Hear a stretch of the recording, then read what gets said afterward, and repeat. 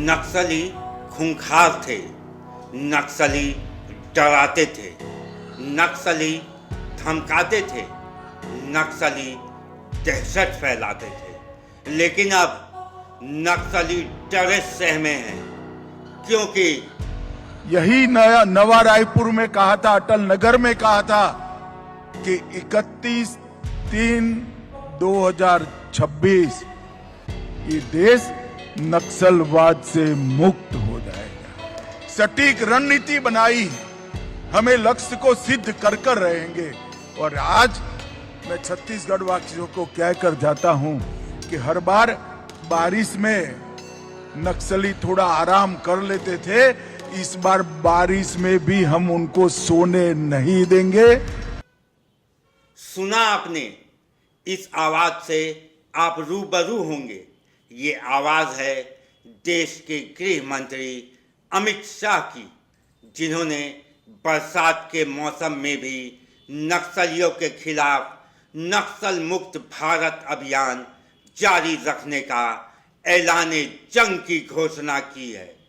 उसी का परिणाम है कि देश के साथ साथ झारखंड में भी रोज नक्सलियों पर गोलियों की बौछार हो रही है, या फिर नक्सली आत्मसमर्पण करके मुख्य धारा से जुड़ रहे हैं, क्योंकि बगावती नक्सलियों के नाम की गोलियां सुरक्षा बलों के बंदूकों में डाल दी गई हैं।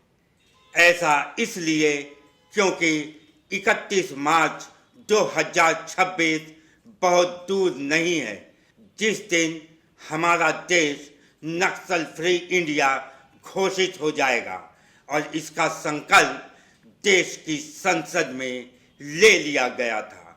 हजारों लोग बलि चढ़े। हिम्मत देखे साहब, पशुपतिनाथ से तिरुपति तक का लाल कॉरिडोर, 12 राज्य, कई जिले, कई तहसीलें, कई थाने कब्जे कर दिए, पूरी व्यवस्थाएं समाप्त कर, पैरेलल करेंसी चलाई, पैरेलल स्टैंप पेपर चलाए, सरकारें बनाई, कोई बोलने वाला नहीं।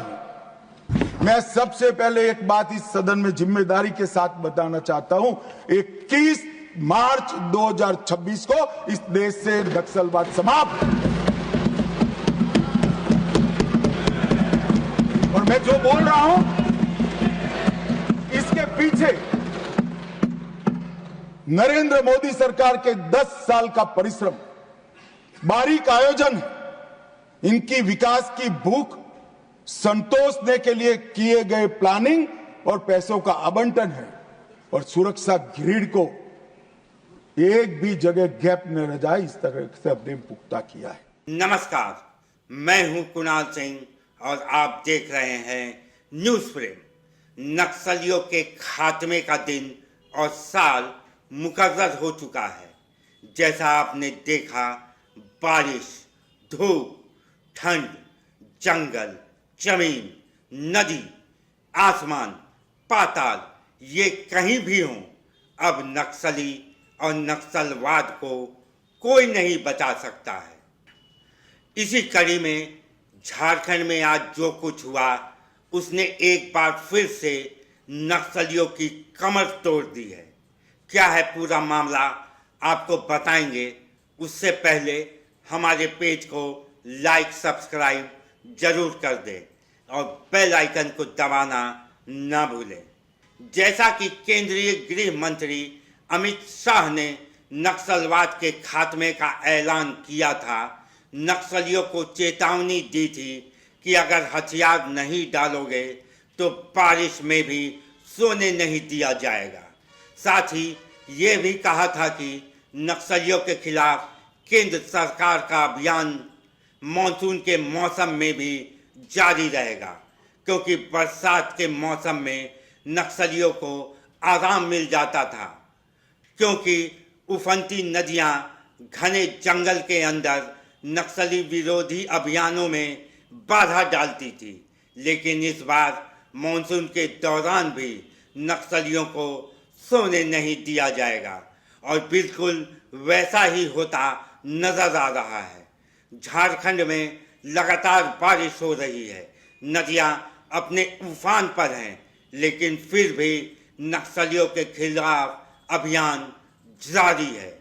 झारखंड के बोकारो जिले में पुलिस और नक्सलियों के बीच आज भीषण मुठभेड़ हुई, जिसमें 2 नक्सली मारे गए हैं, जबकि कोबरा बटालियन का एक जाबाज जवान प्राणेश्वर कोच शहीद हो गए।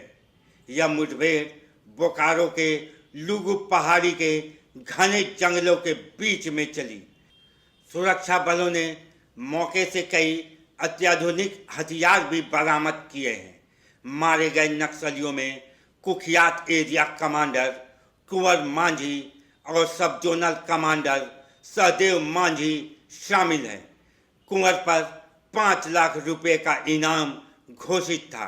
वह गोमिया थाना क्षेत्र के बिरहोर डेरा का था।